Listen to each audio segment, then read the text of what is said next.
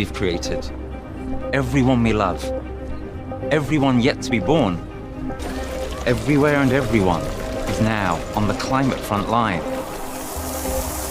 We've put too much pressure on the living systems on which we depend. The house of cards is starting to fall. And so, like so many before it, our civilization is unraveling. What we can still control, to an extent, is how hard the landing is. How many people survive? How many other species get taken out? What parts of the globe remain habitable? I think we can decide to put our energies, our intelligence, and our famous human spirit into ensuring that the ending of this civilization is as transformational as possible.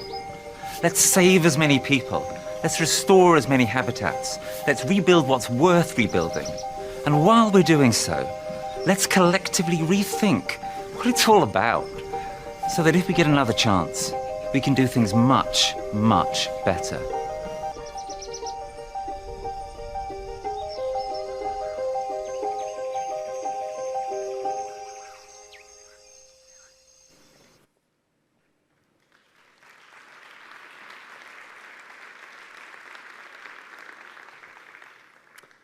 Obrigado.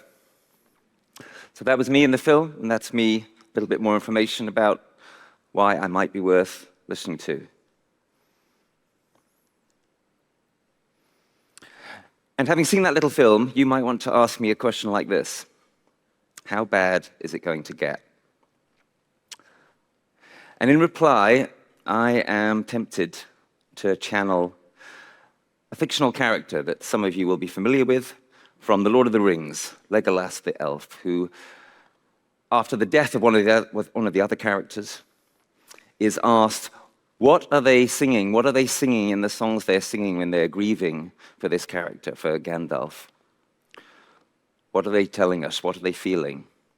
And this is what he replies: I have not the heart to tell you. So what I have to try to do is summon that heart. And it's not easy. So I recently worked, until very recently, at the University of East Anglia, alongside some of the world's leading climate scientists.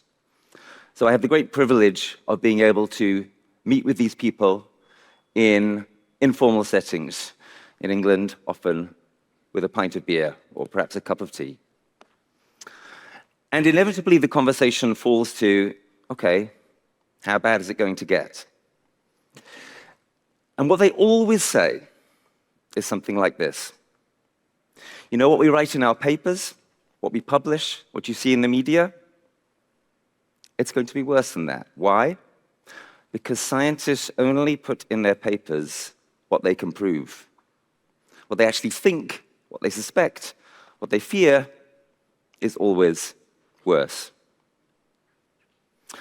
So if people tell you, if you ever hear the message, oh, we're running out of time on climate, we've only got a few minutes left, if you will, it's 5 minutes to midnight, it's very urgent that we take action to make everything okay. The truth is this: it's not 5 minutes to midnight, it's 5 minutes past midnight. We are deep in the danger zone. We are in the age of consequences. Everything is not going to be okay. Let me explain slightly more what I mean by that. So here is a newspaper story from some time ago now. It says we're going to pass through the maximum limit that we are supposed to remain below of 1.5 degrees rise in average global temperatures. Why does this number matter? Why is this important? Don't take my word for it. My colleague, the great Johan Rockström, says a rise of 1.5 degrees is not an arbitrary number. It is a planetary boundary. If we go beyond 1.5 degrees, we are out of the safe zone. This is also from a couple of years ago. at an event with a load of my colleagues, away from the gaze of the media. All the members of the UEA climate community were asked, do we have a chance of staying below 1.5 degrees? Is 1.5 still alive? There were about 60 of us in the room. Nobody thought it was still alive. Climate scientists will tell you in private just how bad it is. And since then, we have passed the 1.5 degree temperature limit. This is no longer a theoretical question. We have been above 1.5 degrees above pre-industrial temperatures on this planet for over a year now. But maybe this talk of 1.5 degrees seems somehow very abstract to you. Maybe you don't see what it really amounts to or means. So let me give you a more concrete indication of what it means. So this is a graph you may not have seen. It is a graph that should be much better known. What it shows you is what the imbalance is between the amount of heat coming into the Earth and the amount of heat leaving the Earth. 20 years ago, in 2003, 2004, the amount of extra heat that was accumulating in our atmosphere because of the greenhouse effect, because of global overheating, was approximately 3 Hiroshimas per second. Now, if you remember, Hiroshima, the first ever atomic bomb was dropped, the temperature is temporarily hotter than the sun. So 20 years ago, we were adding that much heating to the atmosphere, 3 times that much every second. That's a lot of heat. In 2024, it's gone up to 12 times as much.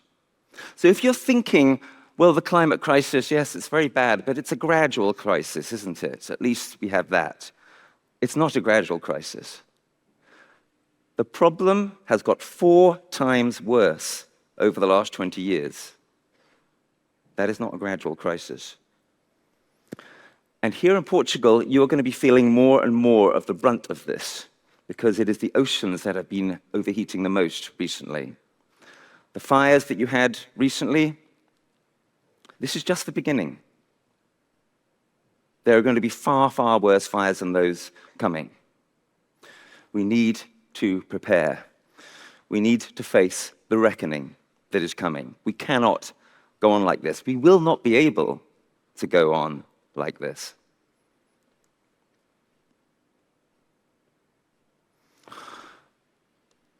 Here's a quote for you.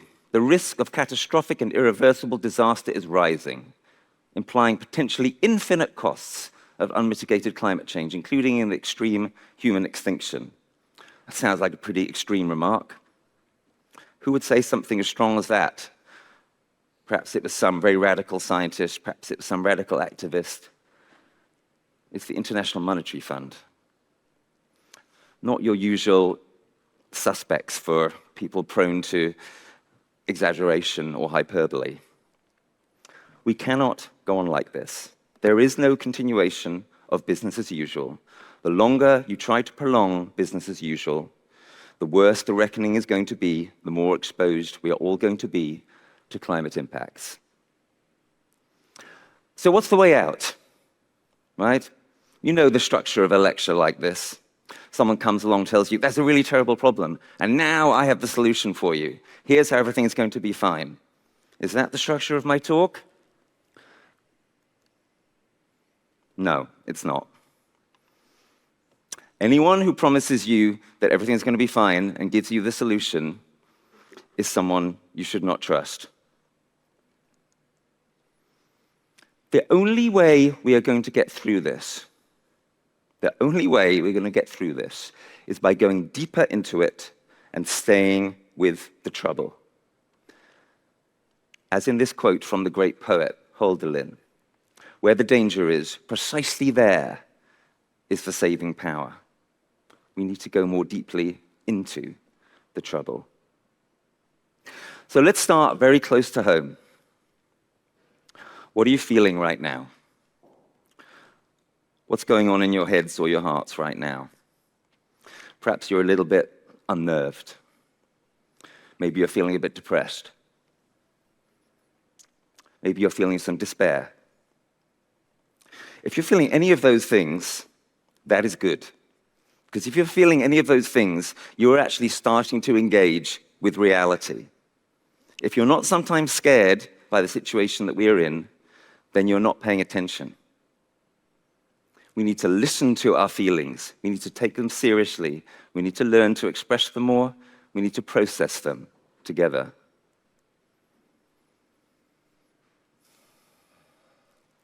Our situation is reminiscent of that occurred back in the 1930s and 1940s.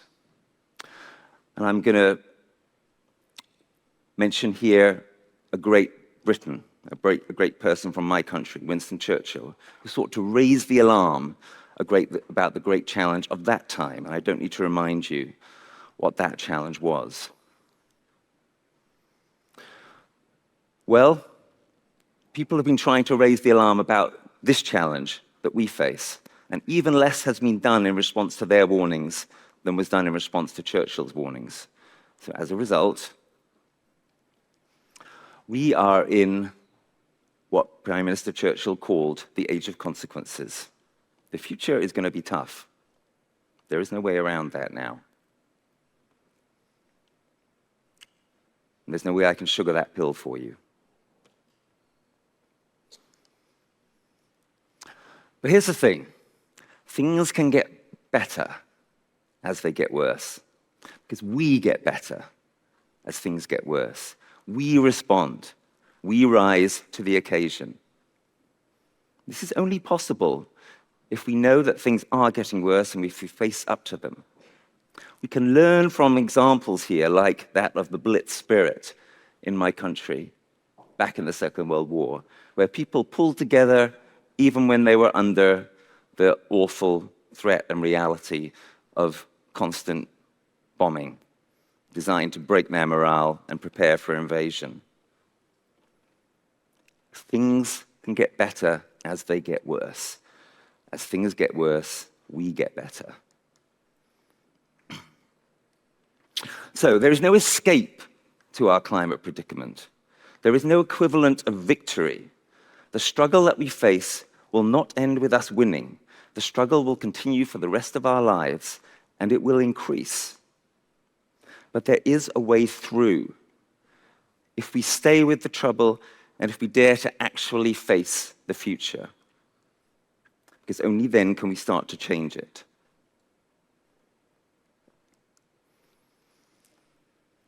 And this is why Churchill said this: I have nothing to offer but blood, toil, tears, and sweat. He didn't say, don't worry, I've got a solution.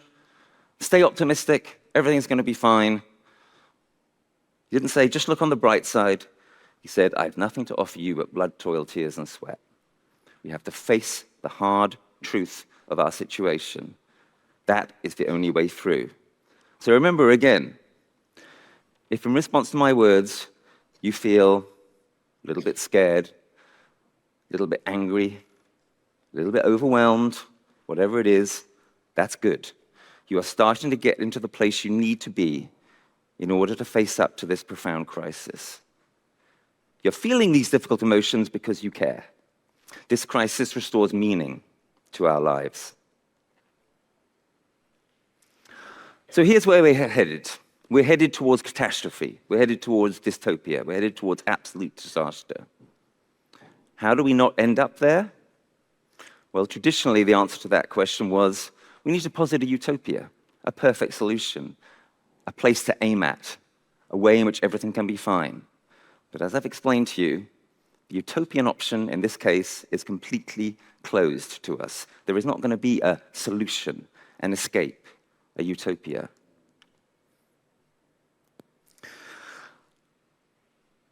But what I'm saying is that, despite the extreme challenges we face, in fact, to put it more precisely, because of the extreme challenges we face,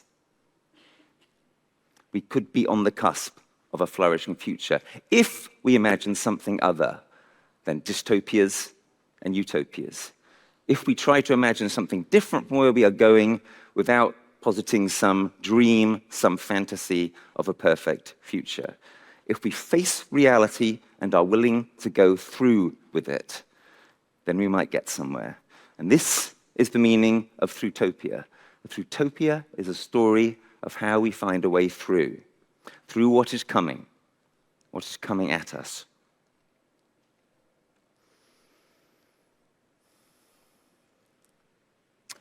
There is an arising climate majority, a majority of people that are increasingly willing to face up to the reality and find that way through. Its heart is in people such as you.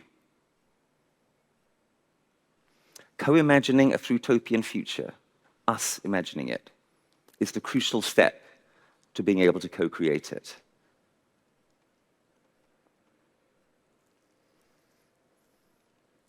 So this is what I want to offer you in the heart of this growing chaos, the chance of imagining and then co-creating a way through. Now, at this point, you have a reasonable question in your mind, I'm sure, and it's something like this. You talk about Thrutopia, well, what will this actually look like? And, well, here is my answer. It may not be very satisfactory to you, but you'll see why I want to give it. It's a blank page. We don't know. It needs to be made by us. It needs to be imagined by us. We need to make it. We need to think it together. We can, however, start to imagine right now some features of it. The future will, for example, definitely be more local. The trend of globalization is coming to an end. Travel is going to get harder, not easier. When I was coming here by train from England, I had to wonder whether I would even get here at all because of the fires that were making all the news as I was on the train down through Britain and through France. People are going to need to become more locally self-reliant. That is one feature that you can be certain will be present in Thrutopia. But I want to leave it to you to start to imagine the other features.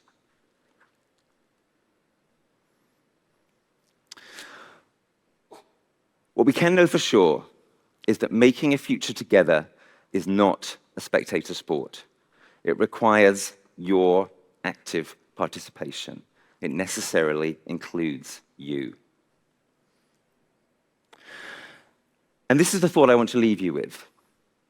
Our children will have only one serious question for us when we are looking back on our lives. And I think you know what that question is. I think you know basically what it is. I think each of you can well imagine what our children will ask us.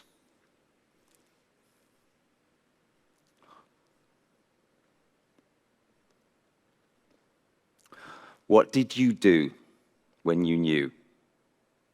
What did you do? What part did you play? It's the only question.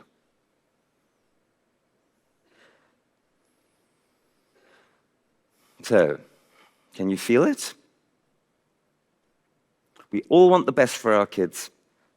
You cannot secure the best for your kids anymore, not even for your own kids, by just trying to protect them, get them into a good school, etc., etc.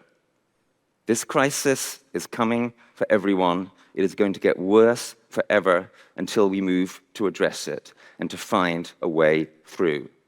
But we can do this together. We can find a way through. You who are here today are superbly placed to contribute meaningfully to that task of building Thrutopia. And this is the thought I want to leave you with. This is why you are at this event. This is why you are here. Do you see? This is why you are here.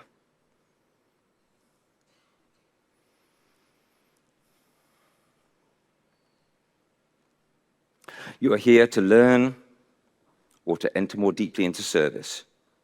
You are here to contribute to the path through the chaos that is coming at us. You are here to help imagine and then create Thrutopia. This is why you are here. Obrigado. Thank you. Thank you for being here.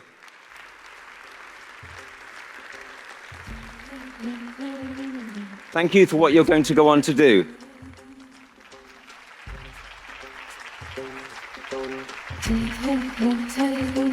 Take